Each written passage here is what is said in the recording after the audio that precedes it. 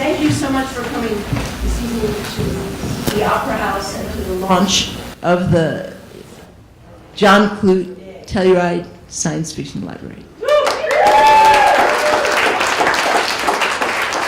Okay. Excuse me for reading this, but I care so much about this subject that I thought I might lose it if I didn't read it. All right, here we go.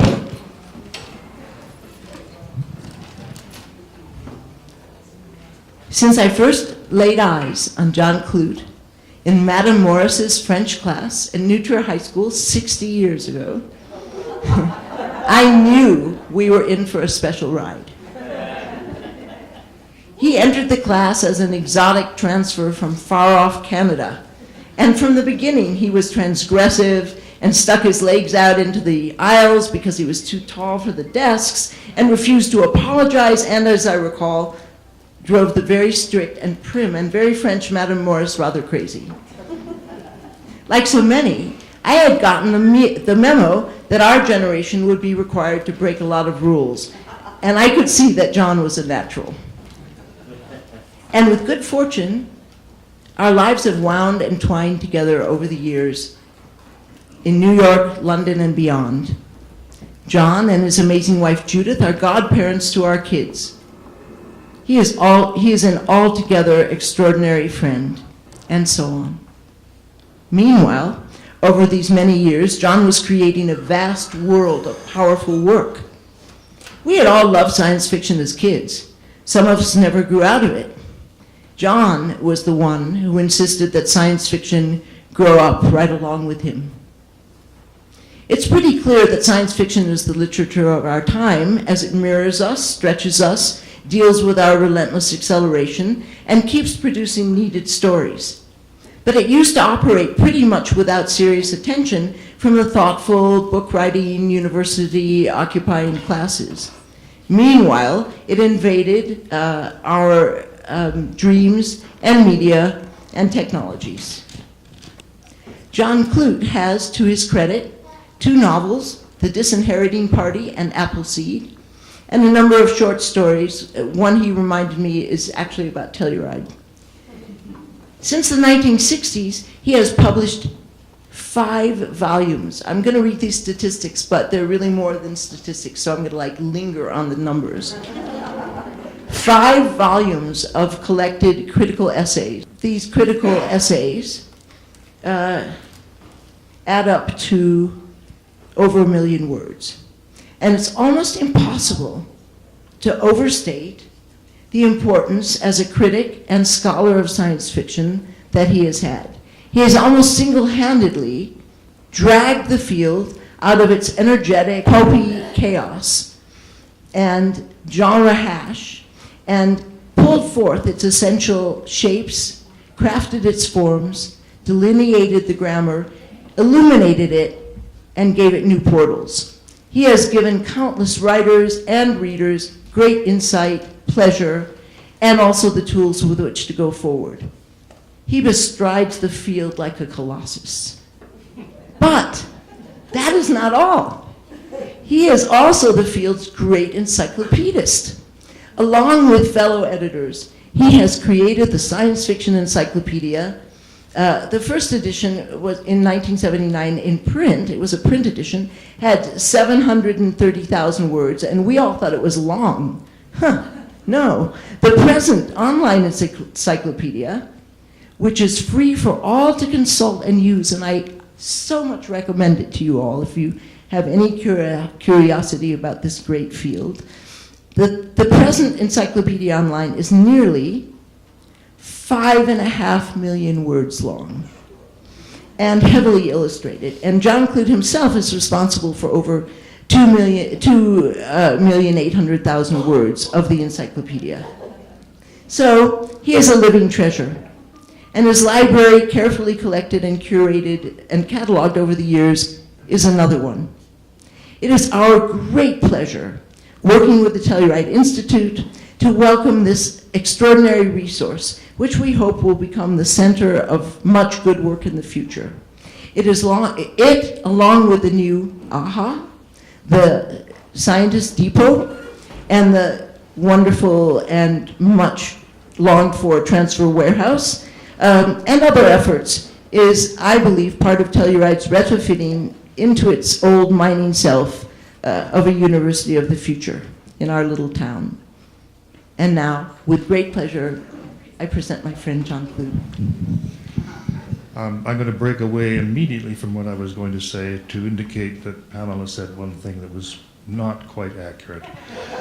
There is nothing single-handed about anything I've done in my life. Certainly nothing single-handed about the gradual evolution of a collection of books and a bunch of essays.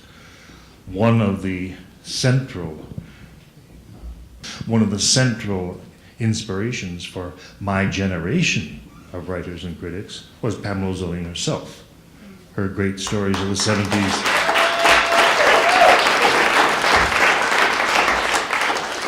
Her great stories of the 1970s and 80s before she came here and began to do a number of other things, including working on a novel which we await with very considerable anticipation. She and a few other people were absolutely central to allow me to think that science fiction itself was something that I could devote my life to as a serious guy, not just a collector. Okay, I break this into 3 parts, and I will probably truncate a bit towards the end, because Ed Finn and I will probably go over the kind of stuff I was going to babble about the future. The first part is just the library itself. I'd like to describe it.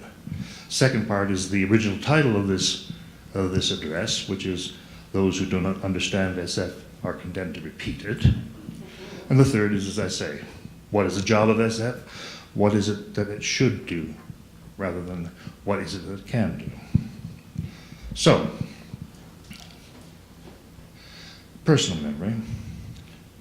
I think 1 or 2 of the books that I began to collect as a teenager. And I suspect that Pamela Zolene actually saw those books before they began to migrate. They migrated from Chicago to New York, to Toronto, to London, to Toronto again, to London, and back to here over a period of almost 60 years. As they migrated, as it were, they acquired reasoning and argument and excuse making for spending the money and focusing time and energy on the collecting of books. I should make a distinction that those of us who like to think of ourselves as collectors, and I think I can argue that I am one, like to distinguish ourselves from accumulators. Whether or not the arguments we provide are spurious, the arguments we provide are satisfactory to us. We think we're doing something that makes sense. We think we are fighting against entropy. We think we are increasing the message content of the world. So it's, to use a Marxist term, it's a praxis. It's a wedding of theory and practice. And although it's very ad hoc at times, underneath it all, there are principles that are governing the creation of a library of this sort. But, strikes me I should probably define science fiction first, because some of us here, in the best of goodwill, think of science fiction in terms distinct from what I think of science fiction of. I don't spend too much time arguing film, although I think about it quite a bit. So the simplest definition of science fiction for me is that a science fiction text is a text set in a world which has not happened, but which could arguably happen. It's very simple, but it has all sorts of consequences, which I'm not going to go into because this is not a lecture on the nature of science fiction as such. The term world, the term happen, and the term arguably all unpack indefinitely. So it sounds simple and is not, but it is in a sense simple because it's not fantasy, because it's a possible world. And it's not mundane literature, it's because it's in a world which has not happened. So, the library itself. breaks down into a number of ways that one could describe its creation. It is built as a spinal cord of the significant books of science fiction, of American science fiction, and to a lesser degree English science fiction over the past 100 years or so. It is created, this spinal cord, by my taste and by 3 or 4 critical devices which I applied. So I would decide this book belongs in the argument, this book does not. In 1953, there was a bibliography published by a man named Crawford, who's still alive, and a few dead colleagues. It was called 333. It was a list of every single book of any interest of fantasy and science fiction that had ever been published up to the end of 1950. Of course, there are 10, 20 times as many as that, as we've discovered. But that spinal cord is a marker of how we've evolved our understanding of literature and evolved our access to literature. Literature used to be very hard to find. Science fiction was hard to define, hard to find, hard to locate. No longer. The Science Fiction Hall of Fame was started in 1996 and honors all of the people who have been deemed by a group of responsible jurors to be members of a Hall of Fame. Those figures are represented in the collection. The Hugo Awards and the Nebula Awards, similarly, they are represented in the collection. There has been, in conjunction with the Science Fiction Encyclopedia, which I have been working on almost as long as I've been working on the collection, in connection with that, I have created with colleagues a list of all possible titles of the fantastic. And that list has been evolved over the last 40 years. So it's a kind of a pool of information from which I draw conclusions and buy books. Okay, what books are there actually there in this extraordinary Generation Starship-shaped library? A library which is designed, as I'll probably say later again, designed to make one participate in experiencing the books. Experiencing the books not as though they're part of a library, but as though each one is an individual experience that you're going to achieve. The first thing is that, with very few exceptions, all the books in the library are first editions. This is not simply to control collector's mania. You can't buy the book if it's a reprint, so you're saved from buying that book. It's also an argument, which I will expand on later if I have time, about the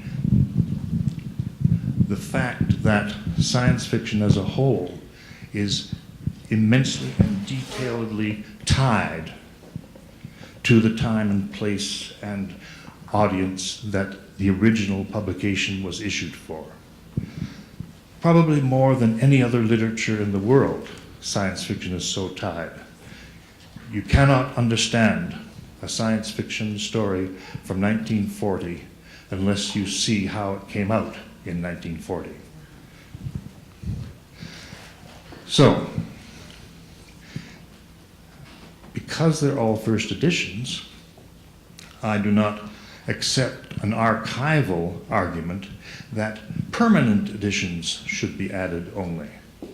I don't accept an archival argument that all forms of a particular book should be represented unless that book is of importance. The result is that, once again, unlike any other serious literature in the world, a large number of science fiction authors began their careers through the publication of mass market paperback originals. The most famous may be the one that I've shown now, William Gibson's Neuromancer. which has become a kind of Bible for hundreds of thousands of people, and has become timeless, except it was not timeless. It was published in a context, a visible context, in 1984, as something that could be thrown away. It was not understood until it was read that this was going to be a revolutionary assault on the old science fiction, the first science fiction I'm going to be talking about in a minute. So when you look at that book, I'm going to read a couple of titles, a couple of authors, but by no means all of them, because the list is very long. But the list of authors who began to publish as authors of mass market paperbacks includes Samuel R. Delany, Roger Zelazny, Ursula Le Guin, Joanna Russ, James Tiptree Jr., Greg Bear, Kim Stanley Robinson, Gibson himself, Lucius Shepard, Pat Murphy, Karen Joy Fowler, and last but absolutely not least, because her book was published at the very end of a period when mass market paperback originals meant anything, my partner Elizabeth Hand, whose 1990 first novel was a mass market paperback original. So what we have there is a unique shape, and that unique shape, I felt, had to be characterized and made evident in the library. So, as you will find out, it is so done. Another consequence of the decision to focus on this kind of track through is the small number of doublings altogether. Most of the books in the library, there will be 12,000 eventually, 8,000 are waiting to be shipped when the Starship is constructed. Very few duplicates in all those books. All SFE authors are represented that I can find, SFE meaning the encyclopedia. If I write an entry on an author, I attempt to have a book by the author. This is not always possible. Okay, the books are stacked in a particular way to exemplify all these arguments. They are stacked alphabetically by author, but chronologically within each author's stack of books, they're presented in chronological order, so that at a glance, you can begin to get the story of time flowing through an author's career and time flowing through the actual history of the genre. There's a catalog which I have created from a card catalog. I began in the 1970s, but is now searchable and narrates the books in a fashion which might seem to be transgressive. And indeed it is transgressive. The argument about science fiction I have overall has tended to be transgressive. In one, that it takes it seriously, and two, that it holds it very, very much to account for what it has done to itself and to us as an enterprise. So the catalog is searchable and can be used to gain access to any of the books in the library. This is what you'd expect, and this is what you get. One of the things that you learn from beginning to collect and realizing that books with dust jackets tend to be more expensive is that not only is it a good idea to buy a book with a dust jacket, but it is an essential kind of component in your creation of the story of that book. On Facebook, I've been doing a series I've been calling Annals of Vandalism at the British Library, a continuing series.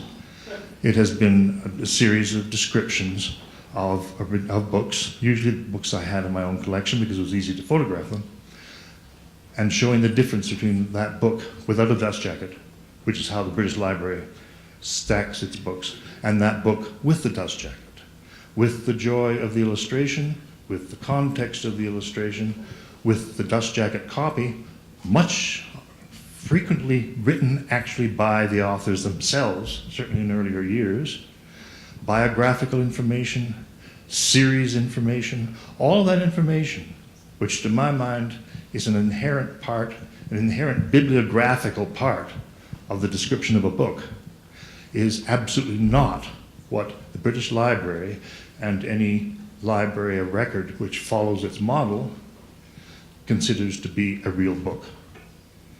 So the library here is constructed out of a transgressive understanding, a transgressive bibliographical understanding what a book is. And I think I'm right. I think we could unpack at great length and very enjoyably what is lost from the stripping of particular individual titles, particularly titles before, say, World War II, when so many dust jackets were destroyed in paper drives, etc., in England, that it's very hard to find dust jackets and popular books from before that period. But every time I find one, I modify an entry in the encyclopedia because I found out something I didn't know. So that's transgressive. It's transgressive as well to have an open plan library that looks like this. Archival libraries are not, they don't intend not to look like this, but none of their prerogatives lead them to make their stacks look like this. Their stacks are not meant to be seen. Their stacks are meant to contain items which themselves contain information. The catalogs are therefore designed to point the researcher to a piece of information. The book itself is, in some standard catalogs, is almost a veil between the researcher and the information.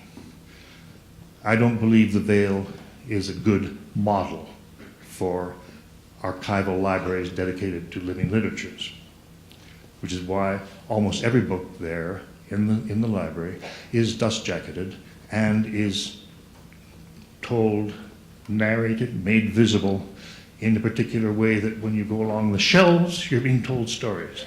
You're being asked to go and look at this, but look at this next one. We have this, and we have, through this, a portrait of American SF, which you will be able to look at great length when you wish to do so. But at the same time, because I live in England, I've been able to acquire some other books. Now, the 4 books I will put up behind me are scientific romances set in the future, written in the late 1930s by British authors. William Lamb is a woman, Storm Jameson. Nobody knows why she published this particular book under this name.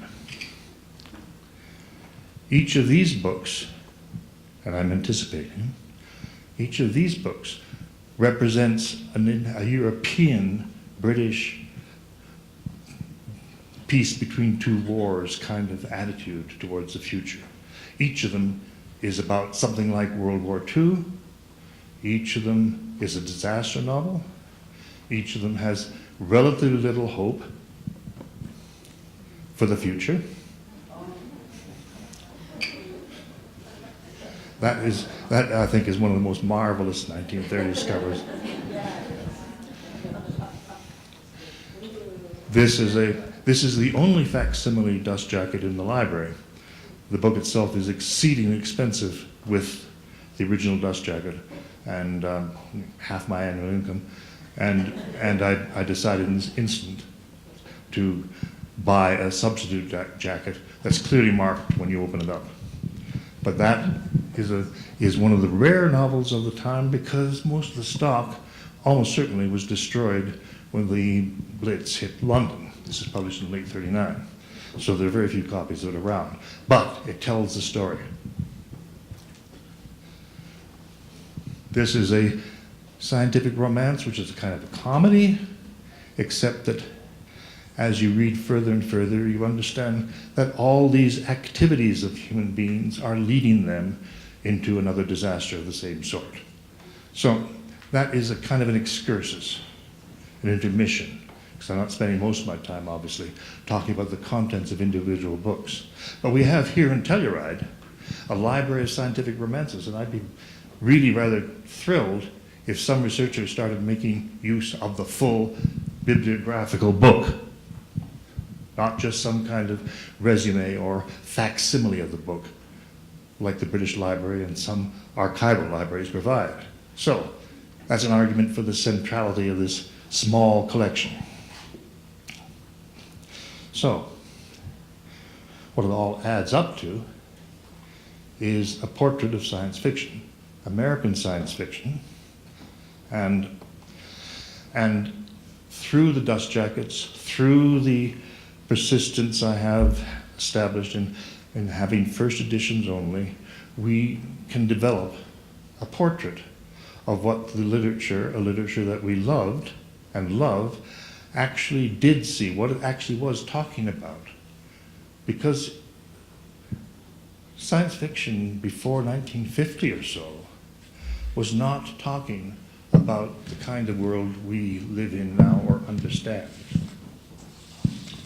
We're familiar with it through bad movies and through rereading novels, but we don't really get it until we immerse ourselves in this strangeness of the past. And maybe that is the central collector's longing that I have, to find another book which exemplifies the strangeness of the past, the thingness of it. It's there, it's doing something different, and it's in your face if you only look. There's something uncanny about a book whose existence, in literal and in literary terms, has gone on for the last 80 years or 90 years. It's as though there's something demanding to be heard, some ghost demanding justice. And that justice is what we try to provide by reading the book in context and seeing with all warts what was going on. There's a way in which science fiction can be excused for being so unutterably stupid at times, so unutterably unable to configure a world that we could live in with any comfort. I've used the term fantastica to describe non-mimetic literatures, non-realistic literatures of all sorts from about 1800. They're a general range of stories which is sensitive to the fact that we're living on a planet, stories which are new to the world in that they take marvels literally. They're not metaphorical stories, they're stories in which the metaphors follow the reality. They did not create, but in a sense they were in at the birth of the planet as a concern. They were in at the birth of the Anthropocene. They're transgressive against owners, except in the 19th century, if you happen to be white. Then they were not transgressive. But science fiction novels are harder versions of fantasy and horror. They do the job in a different way. You might call them the Spanish Inquisition of Fantastica. They cut deep, but they cut too deep. And they reveal things. So I attempted here to draw a short list of characteristics which we might recognize of first science fiction. The first thing is that it's first world science fiction. It's stories that are set from the viewpoint of the first world, of the world that is in control of other worlds. It is, of course, white. It is, of course, male. It is, more surprisingly perhaps, rural. First science fiction did not really much like the city. It was written usually by people from small towns, and the city was far too dangerous, complex, and full of the wrong kind of people to make a good adventure story in which a hero, white, male, conquered the universe, invented the cure for whatever. Science fiction of this first order did not much, therefore, like democracies. There are numerous world states before World War II in American science fiction, but very, very few of them even remotely are democratic, because democracy doesn't work. A hero cannot, as it were, levitate his legion into the stars if he has to go through bureaucracy to do so. The decisions to defend Terra or the Earth or us, Homo sapiens, have to be taken on the spur by heroes. So there's no point in having a democracy back there which will befuddle everybody. All of which leads up to questions as to why this happens. Why did American science fiction between the wars have this particular purity and strength? I think one of the answers is that it was written for and written by engineers. American science fiction before the time of troubles, when the Cold War began to dissolve into a multipolar Cold War, American science fiction tended to think of how to deal with the future as an series of engineering problems, as a series of problems about something which existed, which could be solved by a series of responsible decisions to continue doing something better. So if we're overcrowded, we build spaceships and go to the stars.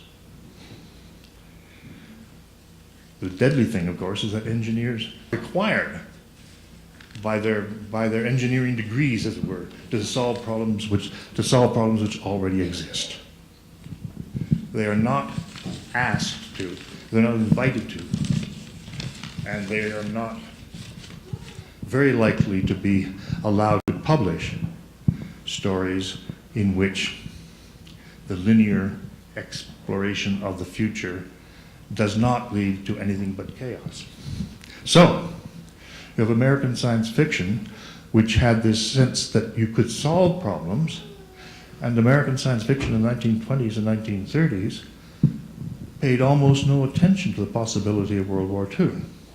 It hardly existed in the literature of American science fiction. In the science fictions in other countries, it not only existed, but dominated. American science fiction, having learned that lesson, after World War II, began to predict World War III very quickly. And there are hundreds of stories which predict World War III, sometimes nuclear, sometimes not. But World War III, of course, didn't happen. And that it didn't happen for a very complicated set of reasons, which we as writers and collectors and citizens are beginning to understand and want to praise. So, if you have a solution which solves, you don't have what the philosopher David Dennett describes as sort of happenings. He uses the term to apply the evolution of intelligence, which is one of the real bugbears of science fiction as a whole, because the evolution of intelligence can be seen to end in us, or it can be seen to end in self-conscious AIs. But David Dennett suggests that we're not going to have that kind of easy progression. We're going to have what you might call sort of conscious singularities of things. They're as conscious as they need to be, but they're not self-conscious. This was hard to predict from a linear standpoint, and it didn't happen. The predictions were not made. One of the classic examples of how linear science fiction after World War II did not capture what was happening to us and is still happening to us can be told through an anecdote which many of us may know. The film Chinatown was designed as the first part of a trilogy, very roughly. Never really happened. The second volume of The Two Jakes was a failure. The trilogy was going to be based on 3 problems that America was facing: ecological, environmental, governmental problems. The first problem was water. The second problem in The Two Jakes was power, oil. Third problem was going to be transportation. And that film was never made until in 1987, some filmmakers realized that they had a good story here. Why don't we make it into a cartoon? And so the film Who Framed Roger Rabbit, which is a counterfactual film, not only because it's got tunes rather than people, was generated as an answer to the problem of transportation. And if you remember how the film ends with the defeat of the attempt of the villainous, I forget what they're called, they're the bad tunes, to build 6-lane expressways through the heart of Los Angeles. The film is set in 1949. We see a shot of trolleys, trams going up and down the street, a peaceful urban street, and the film ends. That is as close as American science fiction seemed to get before recent years to the problem of what has happened to us as a mobile culture with the astonishing, convulsive triumph of the automobile. It was not predicted. I did a sort of very informal survey several years ago. It was never published and it was never complete, but it taught me enough, I think. It was indicative enough. I asked a number of people if they could tell me of any American story written between 1930 and maybe 1965 or 1970 which showed a traffic jam. There were none. There might have been the occasional traffic jam caused by an A-bomb or by Godzilla, but I exempted them. There were no traffic jams. There was no sense that the linear explosion of the automobile would have multifarious side effects. And nor was it the kind of thing that science fiction writers wanted to declare. It's very important to remember what passions underlie the writing of stories which may not seem to be as intelligent as the person who wrote them. If they're doing that, if a writer is doing that in a genre or any other kind of context, there is an operation going on. It may just be pure commerce. Somebody needs money, so they write something stupid. But with science fiction as a whole, what we need to learn from science fiction is why authors, in their large numbers, wrote more simply than they knew. Why would you have a science fiction full of Robert Moses figures building highways, but no Jane Jacobs at all? There are reasons underlying all of this. And when we go down to what science fiction as a genre in 1945, 50, 55 or so did not actually see at all, then we begin to understand that there are underlying reasons over and above just engineering. What science fiction didn't see was transistors, miniaturization, computers rather than robots, wheels, the wheels of the internet. It did not perceive that we might become, as one might put it, parishioners of these magical tools that we were creating. And it did not want to see these things. So what does, to go to part 3 finally, and I'm going over my time now, so I'm going to go very, very short, because I think we can have a discussion subsequently. What should modern science fiction be doing? What it should not be, in my view, is, to use a term, Homo sapiens compliant. We have gotten too far into this century to really enjoy, except when we're feeling very, very, very relaxed, Homo sapiens compliant stories. A Homo sapiens compliant story is a story, for instance, and Dan Collins and I may have something to say about this, in which 3D printers are treated primarily as games, as toys. Dan himself makes serious art and has for a quarter of a century from 3D printers. But there is an argument, and a fairly obvious argument for a speculative writer, that a machine which can not only print what it is ordered to print, but can learn from what it is printing and from the world outside to modify its own instructions, that this may be a radical transform of the world, and one that is not honored when modern science fiction writers treat them as things to wrap parcels with or toys for children. So, to go back, it is Homo sapiens compliant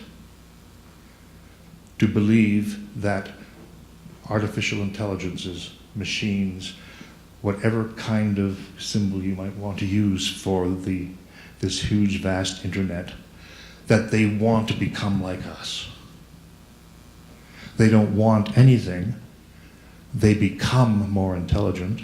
They are sort of conscious. But there is no evidence whatsoever, despite movies like Her or, what was that other one? Don't remember the name. Ex Machina, in which you can see that the deeply frightening thing about an AI is that it may be able to pass the Turing test. Well, I suspect that most complex networks at the moment can pass Turing tests.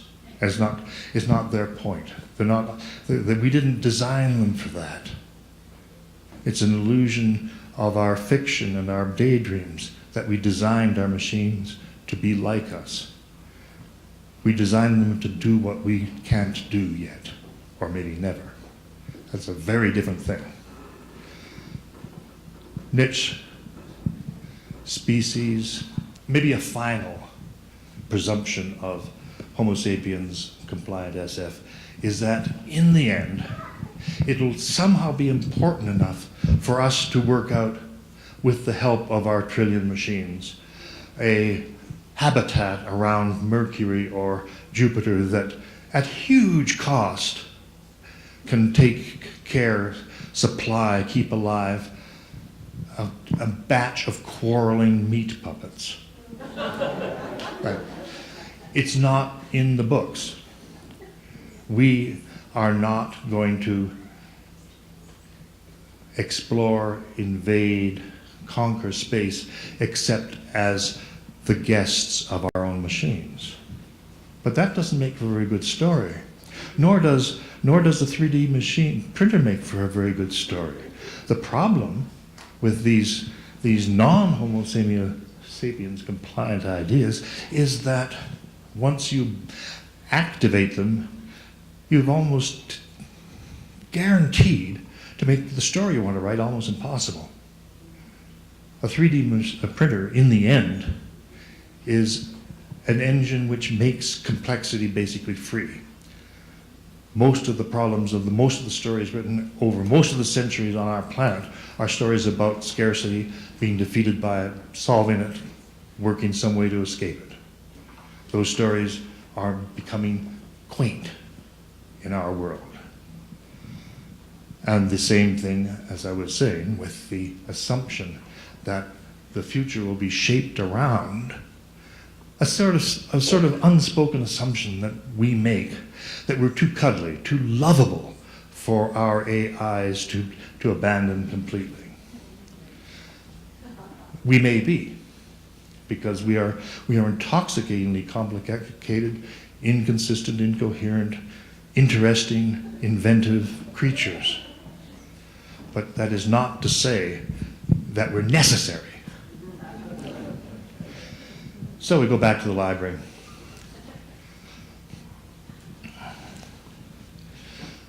There is an argument about the modern world which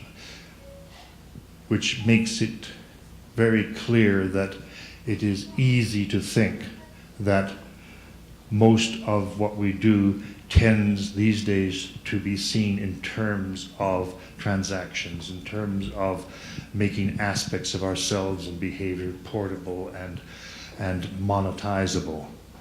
The usual term is used as fungible, that when X, which is what you started with, is translated into Y, what is lost in that translation, because that translation can only translate what it defines as being there. What is left is something a bit less than the original. I use the term taken and distorted from a writer, Chris Priest, who now published a novel called The Prestige.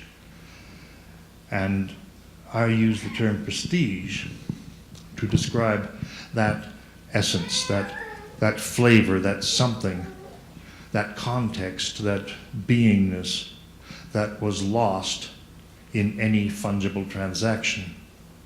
And as most of the transactions we make, like being barcoded aboard a plane, are fungible transactions, we are constantly being translated into additions that don't actually add up to what we used to be. So, obviously, the library itself is an attempt to defeat this sort of transcendence, to defeat this sort of gradual loss of individual thingness into negotiated items of non-being. My sense of most other libraries is that they've already made the move, and that most libraries are transactional in this sense. Our library here is not. It is a library in which I've attempted more and more consciously over the years to save the prestige, to save the prestige of our minds, our thoughts, our beings, our books, what we do, what we touch, what we love. And that's why I'm so happy the library is here. Thank you.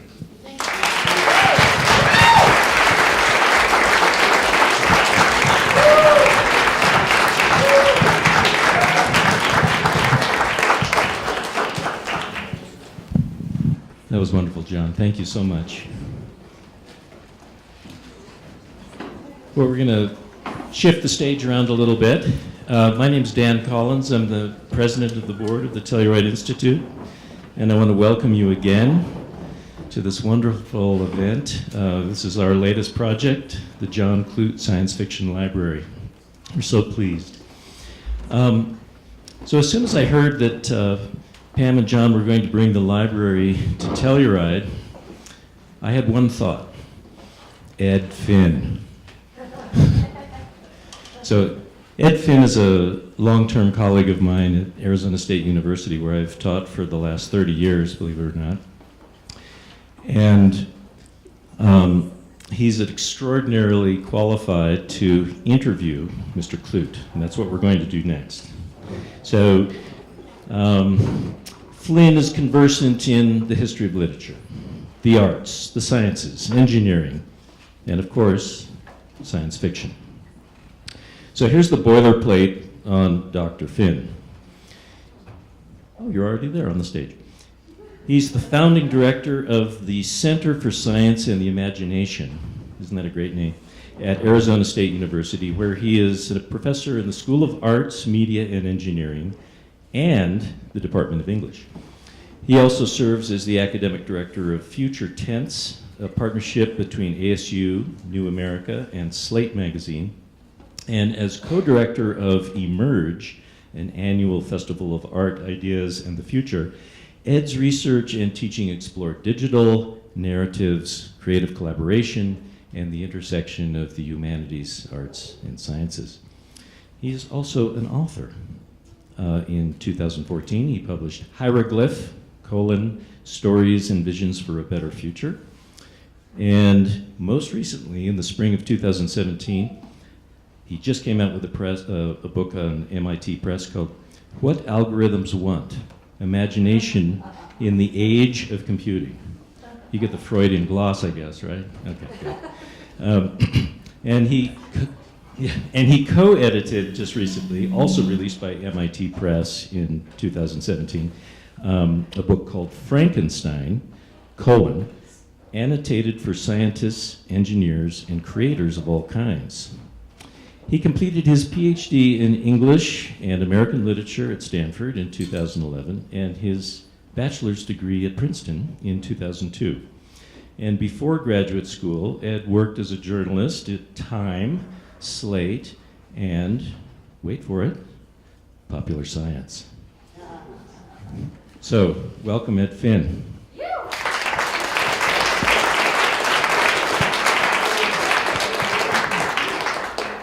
Thank you, Dan, for that embarrassingly long introduction, and thank you to the Institute and to John for allowing me to share the stage with him. How lucky are we to be in this beautiful place?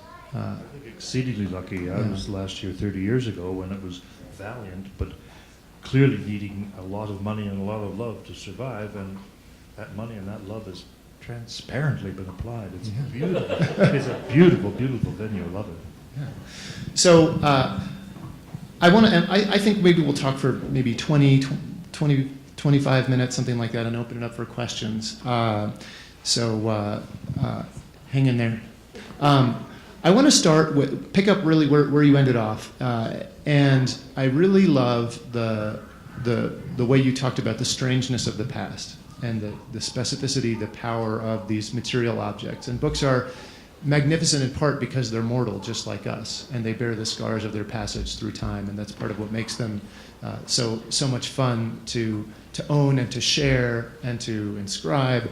And it strikes me that there's an interesting corollary to the role of science fiction in exploring the strangeness of the future. And I'm really interested in this notion of Homo sapiens compliance that you're talking about, because of course science fiction is a genre, it's a literature, it's a thing that humans do to try and explain the world. And like all literature, it's a mechanism we have for trying to escape our own bodies and our minds and pretend that we are telepathic and that we can travel through space and time. And so, what do you think the role of science fiction is in the world? Well, it certainly isn't to instruct. I think science fiction makes a huge error when it attempts to instruct, when it attempts to make into dramatic form outcomes which we might deem favorable or sustainable or world peaceable. I don't think science fiction as a literature is well designed to do that, and I think a lot of the terrible books and possibly terrible actions that have been engaged upon by people persuaded by those books has come from that central fact that science fiction is a form of story, and story does not like good news. It can't handle good news. Story is designed to find out something wrong, to cite something wrong, and to follow a path through the wrongness, possibly to a good outcome. But the outcome is where it ends. It's not where a story begins. So one of my problems with most of the attempts to write wholesome science fiction is that they're crap fiction. And they're inherently crap fiction, despite the intelligence, the ardor, the love of the people writing them, and the desire to describe in dramatic terms sustainability. So this is always at risk when you're really using literature as a kind of propaganda, right? However noble the objective might be. On the other hand, I think there's an aesthetic at play too, right? Literature is about the beautiful, and so the problems can be beautiful, and the path through the problems can be beautiful. And so I agree with you. I don't think that science fiction's role is to instruct us. That's when you get into the scary realm of propaganda, and you're actually shutting down people's freedom of thought. But but the expanding freedom of thought, that's really important, and that's a role that science fiction can play well. Yeah, and it's a really, really difficult thing to work out how that is going to happen, how you can conceive, publish, and make available stories that actually work as fiction about the enhancement of life on the planet. Science fiction has had two problems. One is that it has not been understood to be a literature which was not easily designed to do this. The other side of it, of course, is that it's exactly the same thing. Nobody understands that's the case. Therefore, science fiction authors get embroiled in and advocate kinds of magical solutions generated by story, which are not actually going to necessarily and very frequently give us openings. Yeah. If you go back to your original question, so science fiction's task is not to direct, not to predict, not to give a linear outcome. Kim Stanley Robinson, his last novel, New York 2140, is a marvelous thought experiment written by an exceedingly experienced and sophisticated author who knew he was eliminating most of the consequences of what's happening to us right now in order to tell us how we could solve a particular problem. And that might be, for a sophisticated author and a sophisticated audience, one of the routes through. We are writing a story in the knowledge that there are no printed buildings, there's no internet, there's no this or that, but there's a hugely amount of interesting stuff about global warming and how a city like Manhattan would handle 50 feet up rise in the ocean levels. Fascinating, but it has to be limited. I don't think we're going to get a Wagnerian Gesamtkunstwerk of science fiction that gives us all. I hope not. We both pronounce it twice is enough. Yes.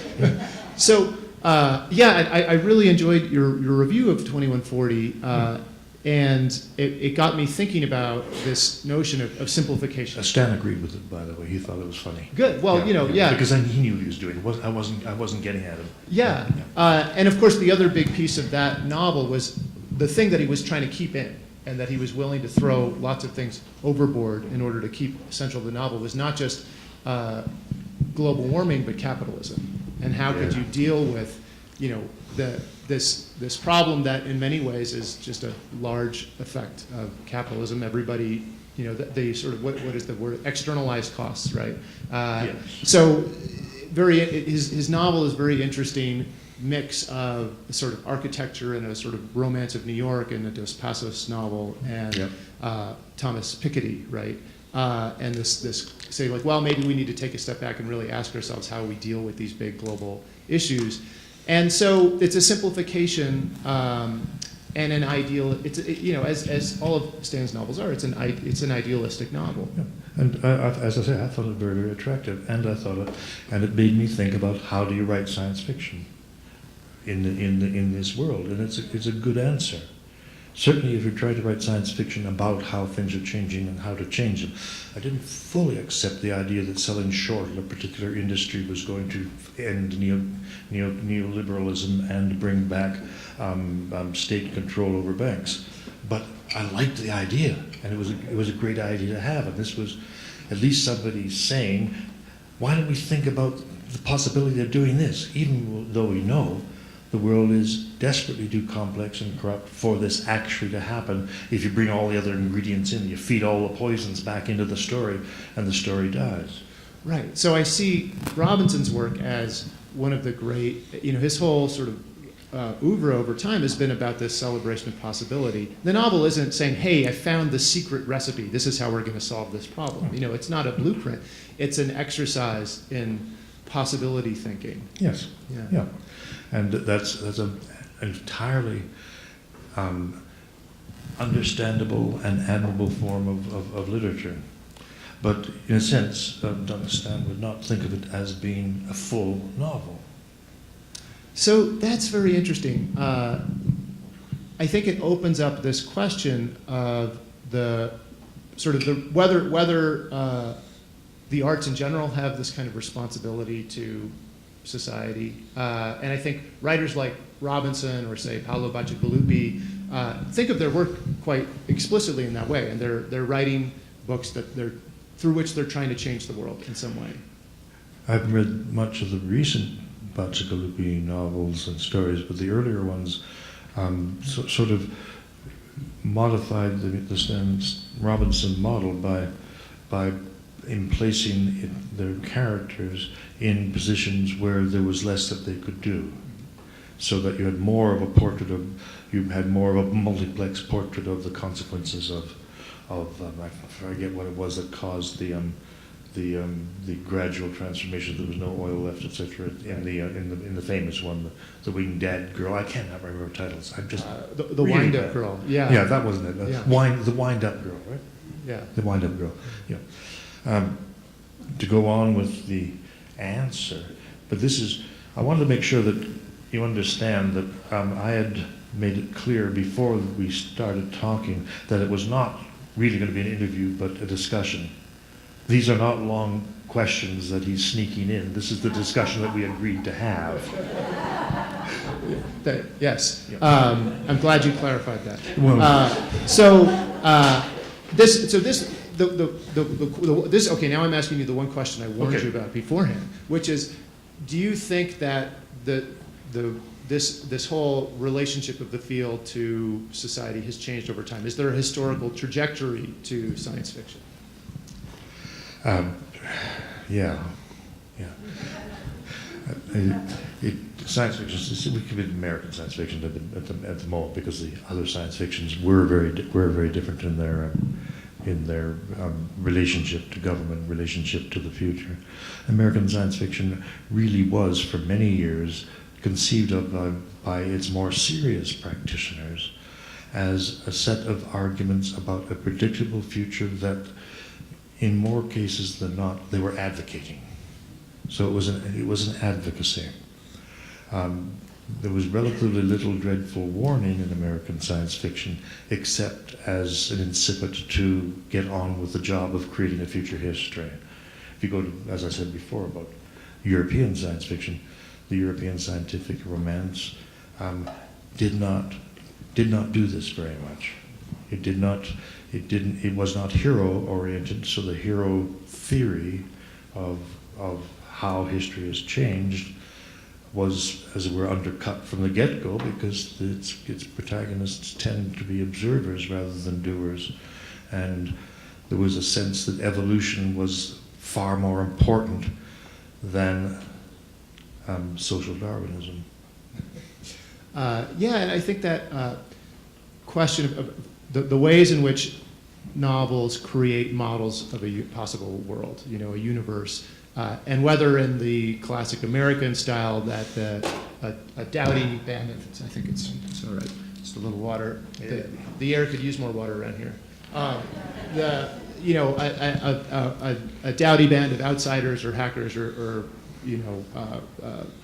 revolutionaries is going to upend the system and change the system of the world into something better. That's the American version. Or whether it's the European version, where you're just observing the strange, beautiful universe that you've created.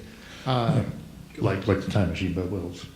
Yeah, exactly. That's exactly what I was thinking. Paradigm of scientific romance, which Yeah. would not have been written by an American. But they're both these Edison's sort of, Conquest of Mars is exactly contemporary yeah. by Garrett Service. But yeah, there's this sort of there's this modeling of a possible future, right? And I think one of the interesting things we're seeing now, I love the Gibson Neuromancer, and Gibson has said that the futures that he's writing about felt like they kept becoming more and more like the present, and Yeah. I think we're now at a stage where it's becoming increasingly difficult to tell what is real Yes. and what parts of the world are science fictional and what parts of the world are realistic. So do you see this, would you speculate at all about how you might see the genre evolve in the future? I wouldn't expect to speculate a great deal, because I don't think I would do a very good job of it, and I don't really think anybody has yet. I think science fiction as a genre has, in a sense, dissolved in any case into what I'd almost like to call recognition fiction. Fiction that recognizes the state of the planet one way or another, maybe not the eyeglass fixed on the horizon which is rushing towards you, but always it's fiction whose more humble task is not to create the future but recognize how the futures are interspersing. As Bill Gibson says, the future is with us, it's just not equally distributed. This kind of understanding that some of our lives are led in terms that are incompatible with other parts of our own biological lives is something that science fiction can recognize. But to suggest that a science fictional virtual reality paradise is the way science fiction should go, rather than just some as it were, quasi Homo sapiens compliant something you can suck while you're drowning. I don't know. I don't have a real answer, except that it is recognition. It is great science fiction stories now come closer to the present than other stories. It makes me think of Frankenstein, which is, which you just edited. I did with others, tremendous colleagues, and so it's been on my mind a lot. But that's really a science fiction story about what happens when you don't recognize when you don't have that recognition of the strange, new, unfamiliar thing you've created, and you don't take responsibility for it. You don't take responsibility for your creative. Are you speaking of the Baron, or are you speaking of Mary Shelley, or both? I'm speaking more of Victor. Yeah. I think Mary she took responsibility. I think she had good reasons for not putting her name on the first edition of the novel. If that's what you. We were talking about this earlier today, a couple of us, and I was saying that, as far as I could recollect, almost all novels were anonymous at that point. Yeah, Yeah. but for Victor, but she right? was fairly easily recognizable. I think within a year or so, everybody People knew who she figured was. it out. Yeah, but this is a story about somebody who creates this creature and turns that creature into a monster through his neglect and his own selfishness and fear. Yes, yes. He's one of the most despicable characters in all literature. Yeah, Yeah. It's a very Baron, strange book. The Frankenstein monster does terrible things, but he's such a lesson to us. And the underlying radicalism of how he begins to become a conscious human being. He learns Western civilization by eavesdropping at a window, which is to say that all your hierarchies are nonsense. All this stuff about you can do this, you can do that, you can't do this, this is the proper sort, this is the improper sort. It's all nonsense. All you have to do is eavesdrop, and you can master all that crap we do to make ourselves look civilized. That's very arousing. Yeah, well, one of the many great revolutionary ideas in the book, which was written in the shadow of the French Revolution. So my question that I wanted to pose out of that is, can science fiction help us become more sympathetic to the future? Can it help us to recognize the strange new things in a way that is positive, rather than stereotyping us into only certain kinds of thinking? Aren't you importing intention here? I am intending to make it look good, what I recognize, or I am intending to recognize the good. But it does seem that it's increasingly difficult for most authors, and people like Cory Doctorow and Stan Robinson and a lot of writers who have had records of arguing for, let us make a good recognition of how to make Mars into a place to live.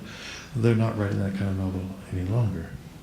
It's an exceedingly difficult time, certainly for you lucky Americans who have a new president.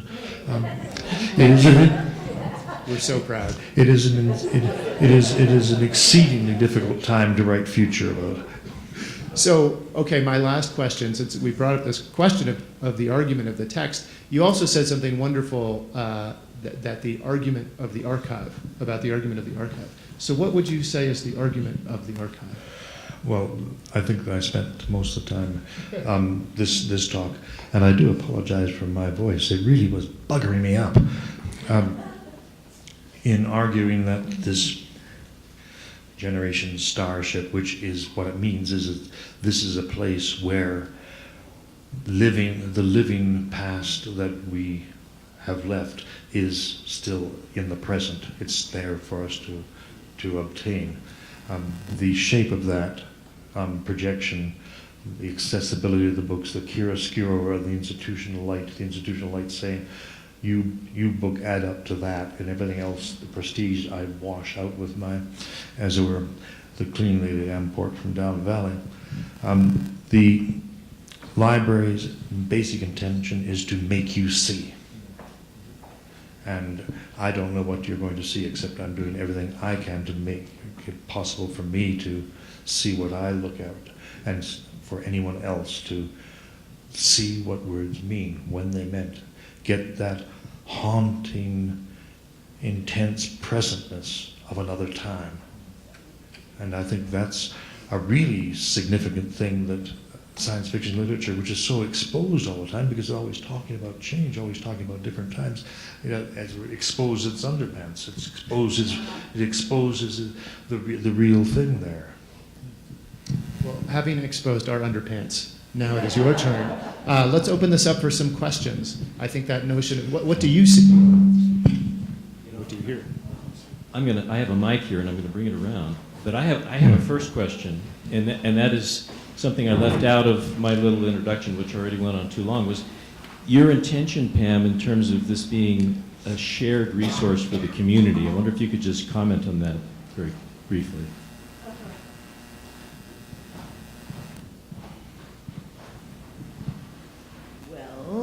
Well, I am not alone or original in saying I think we are facing difficult, surprising, challenging times.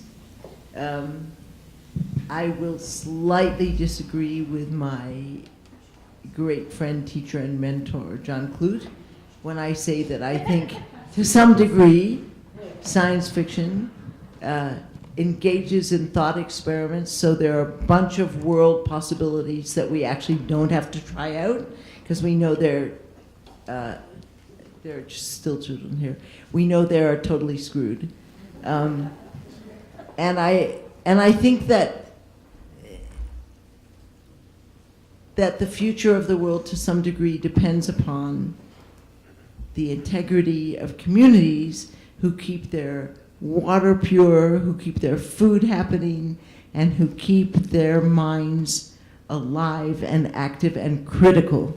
And I think that books, maybe especially physical books, because it's harder to tamper with them without people noticing, are going to be an anti-entropic resource during what might be a series of cold winters ahead.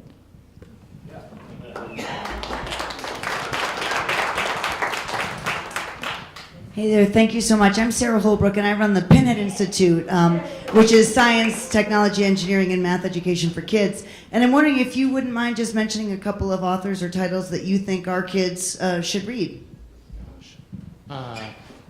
We already mentioned Paolo. Yeah. Paolo Bacigalupi writes adult novels and young adult novels. If you're thinking about readers from 10, 11, 12 up, yeah. He's a very, very strong writer with what we call a dark ecological consciousness, which he's able to make palatable for children. Some of the writers that we've worked with at the center, I think, are doing really interesting stuff. So Cory Doctorow, who has come up before, also writes young adult fiction and is a real advocate for technological literacy, but also social and activist literacy, so understanding the politics around the tools that you're using, and I would also strongly recommend his work. And there are writers like Madeline Ashby who are doing really interesting stuff. She and Margaret Atwood just co-authored a piece of short fiction I haven't had a chance to read yet, but people who are really thinking about, especially stories about and for young people in the near future. For someone who's not exactly a science fiction writer, but he's a cosmological writer, and he's has impassioned views as to how we got where we have gotten and become, Philip Pullman. And he can, for your younger readers, there are several books that he has written which are Pullman-esque books, but can be easily attractive. And then the bigger, heavier ones are engrossing once the kid is convinced that this man is to be trusted. Yeah. Which I guess is something that any young adult writer has to confront, making himself or herself trusted enough to be read by somebody who's young enough to be very suspicious at times.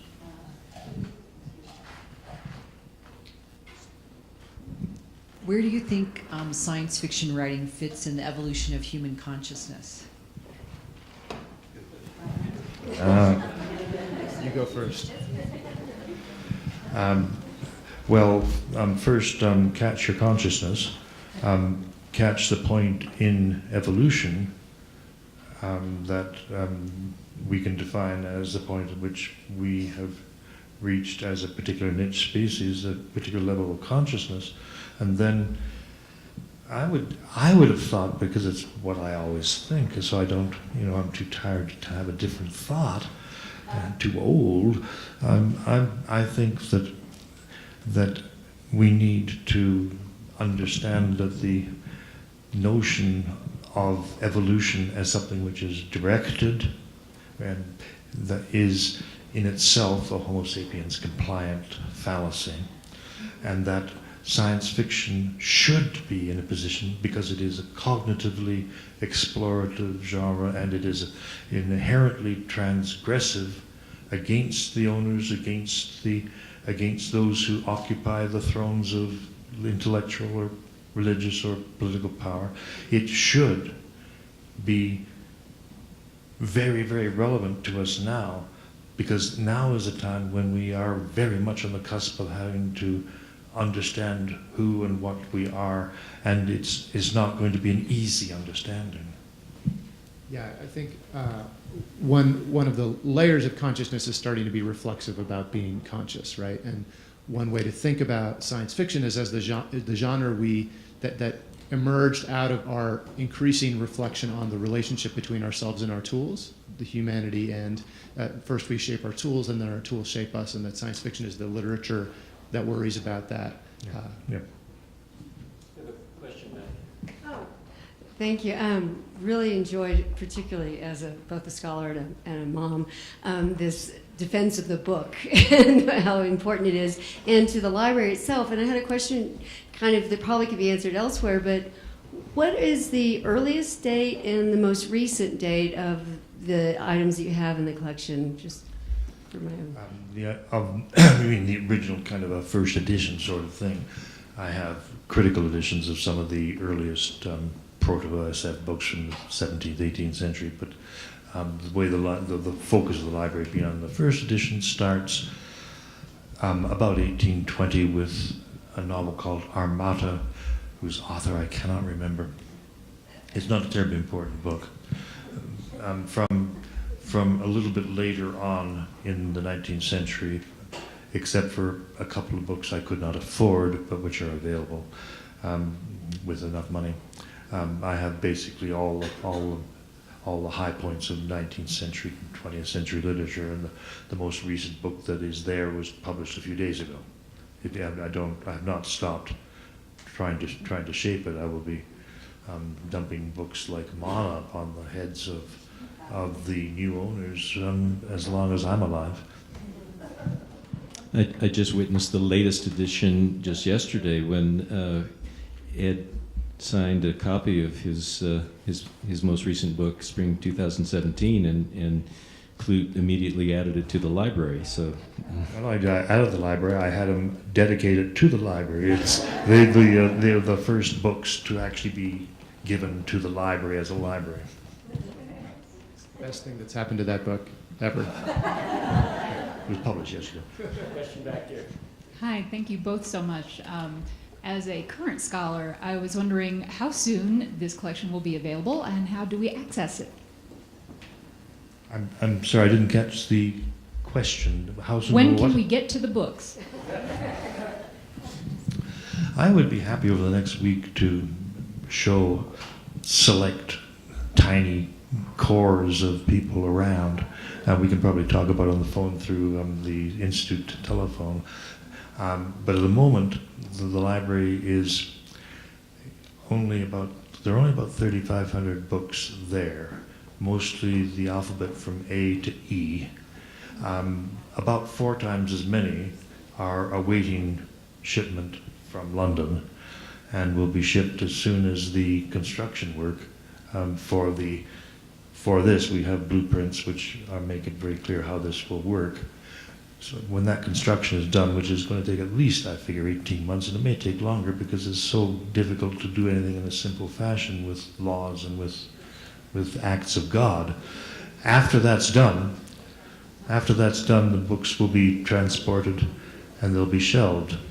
And the whole point of the cataloging system and the visuals, et cetera, is that as soon as it's there, it's ready for use. So as soon as the books are there, they'll be usable. Can I add Yeah. something? Yeah. We're going to be building the new completely library as soon as possible. And if anybody in the interim has a bunch of dry square feet where they would like some shelves and books to have an interim presence, we would welcome that. Let us know. The research collection is the main focus of this talk, but we also have a community lending collection, the front of which is freely available at Ghostown. So if people just want to grab one of the great books and copies, that is available. I don't know if you heard. The Scholars Resource, we keep putting that on our literature. Email us. Joanna Spindler is our in-place working librarian, and we will do our best. And I've already had a really good conversation with her. I don't know if you caught the part about Sorry, Ghost you're Town, but there is a lending library right now in Ghost Town, so of paperbacks that are all devoted to science fiction and come out of Clute's library. And down the line, once this library is established, and probably before with a physical move, I'm hoping very much that we can persuade a collector of my acquaintance in England to convey his collection to the overall library. His collection is all but 12 issues of every science fiction, fantasy, and horror magazine published in the 20th century. It's a vast collection, and it's in immaculate shape. And I'm very much hoping to get it because it complements perfectly what I have, because I have no magazines at all. That was a collecting decision, which was right or wrong, but it certainly at this point seems to be really, really clever of me. Yeah, I have a silly question for each of you. I'm wondering if each of you have a favorite book from a while ago in this genre that happens to be kind of close to what's happening now. Got it right, whether that's a good thing or a bad thing. I'll go with a book that a friend of mine wrote, Lee Constantinou, who's he's also in that new collection that I just mentioned with Madeline Ashby and Margaret Atwood. But he wrote a book called Pop Apocalypse that came out maybe 10 or 15 years ago about a reality TV president and the world on the brink of Armageddon, and you should all go out and buy it. The author's name is his first name is Lee, and his last name is Constantinou with a K. You can he teaches at the University of Maryland. He's a scholar as well as a science fiction author. A wonderful imagination. I would think of a book way older, so less accurate about what's happening in the next nanosecond. Richard Jefferies, in 1885, published a novel called After London or Wild England. And it is a post-disaster novel in which not rising seas, but some other calamity has drowned London and changed the rest of England into a vast, very entrancing archipelago, and take away the word entrancing, and take away the actual water, you have a portrait of England today. You know, Ed, I have maybe you could comment on this. We were talking about this at dinner, where the archive could serve as a magnet for a lot of different kinds of research in different academic institutions. And I wonder if you could just sort of riff on that for a second. Yeah, I think that's a fantastic idea because there are many people out there who are thinking intersectionally, and science fiction is also a very intersectional thing. It's drawing from technical literatures, it's drawing from other kinds of writing and the creative arts, and it tends to attract people who think about the world in productively weird ways. And those people often need a place to hang out and meet one another, because it's not always immediately obvious how you find one another. And so this is something that the center that I run at ASU does in some ways, but I think that, you know, our capacity to do things like that is fairly limited, and the world needs more places like that. And I hope this could become a place like that and connect these ideas more directly to ecology, the environment, sustainability. This ties in a sense to my cataloging of the collection to date. I had a long and interesting conversation today with Joanna Spindler. I don't know whether you're here now, I can't see properly. And she made the very acute suggestion that at least the non-fiction part of the collection be properly cataloged in terms of modern data processing, those slide sheet things, whatever they're called. This is all beyond me in a sense, but I think probably the non-fiction side of a collection like this would be very, very usefully made more widely available on the net for researchers to decide whether or not they wanted to actually make any physical visitations. So that was a very good conversation today. What are your opinions on the book, The Three Body Problem? Do you think it's perhaps too human compliant? Well, not everybody reads every book. And I've never done more than read about the book, and it'd be impertinent to really say anything except, yeah, I suspect that underneath it all there is an interesting parlaying of what I've been calling the Homo sapiens compliancy. As it happens, I'm reading the third book in that trilogy right now, so I'll wade deeper into dangerous territory. But all I'll say is the one thing that thank you for the question, that I wish we'd had more time to talk about was whether science fiction really is a product of the West, whether it really is an American and a European literature, or maybe it was that once, and now, you know, there is Chinese science fiction. There are other global and local science fictions that are emerging, and I found that novel really fascinating. Not so much as this. I mean, it's a very interesting science fiction novel, but also fascinating as a novel of Chinese science fiction. And I felt like I was learning something really interesting about the genre in this other context of the present. Yeah, I think for several centuries, what eventually became called science fiction, because the term, which is not actually a very good term, speculative fiction would be better. Science fiction implies that it's stories about science, but it's stories, speculative stories about the world, as I defined it.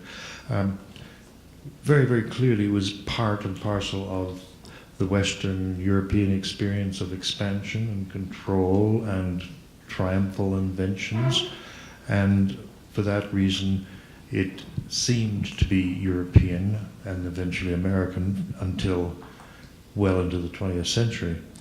But certainly the definition I had of fantastica, which I passed on very, very quickly, is not restricted to Europe.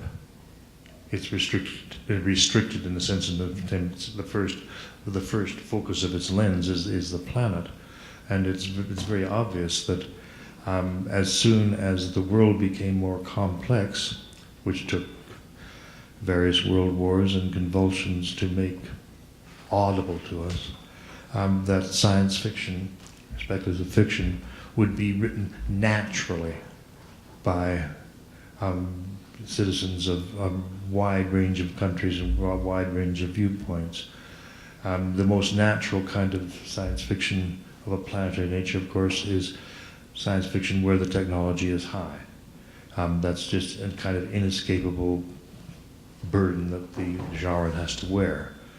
There's not a huge amount of African science fiction, and you should probably call it something else within the remit of fantastica, but not speculative fiction of this particular sort, because it deals with what we have never had to deal with generically with any persistence. It deals with being invaded. It deals with the consequences, the creation of whole societies and magic societies and vibrant worlds out of the experience of being trampled upon. And the Western world hasn't been trampled on, not yet. We trample upon each other, but we have not had the condign experience which H.G. Wells told us was exactly what we should be experiencing in the War of the Worlds. I've got a question that's occurred to me as what you were talking about, this having been a Western literature. And as it's diffused into the rest of the world, are you seeing different desired outcomes in this new literature from outside of the West? I don't think I'm well read enough to know the answer to that question yet, but it's one that I'm very interested in as well.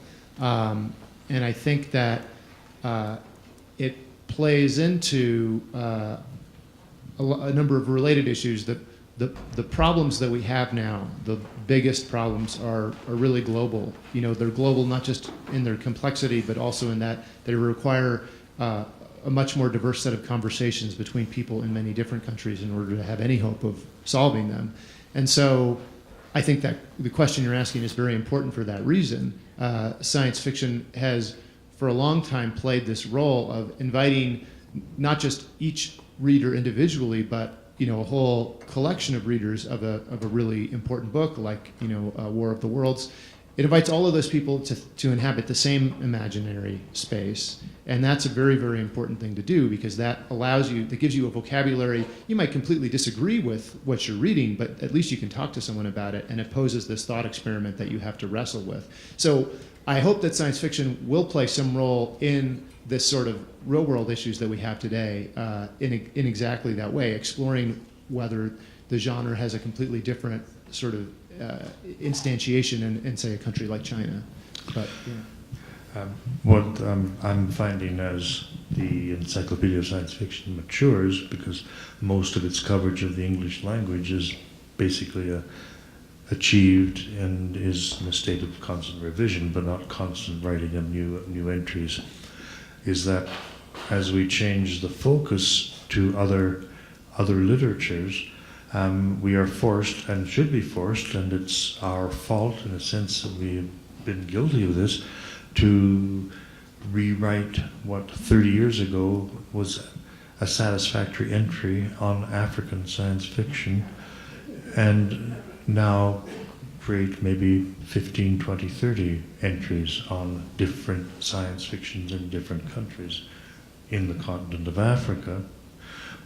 That's one thing. The other kind of discovery one makes is that when one begins to explore some of the more, as it were, visible individual countries, visible in historical terms, although not necessarily in the future, like Japan, one finds through my colleague and friend, and Liz's colleague and friend, Jonathan Clements, who speaks and translates both forms of Chinese and Japanese, and has been writing a huge number of entries for us on Japanese science fiction in particular. Those 110 entries on Japanese science fiction unpacked a fractal complexity of science fictions. It was not a discovery of how to translate American G.I. Joe comic books into manga.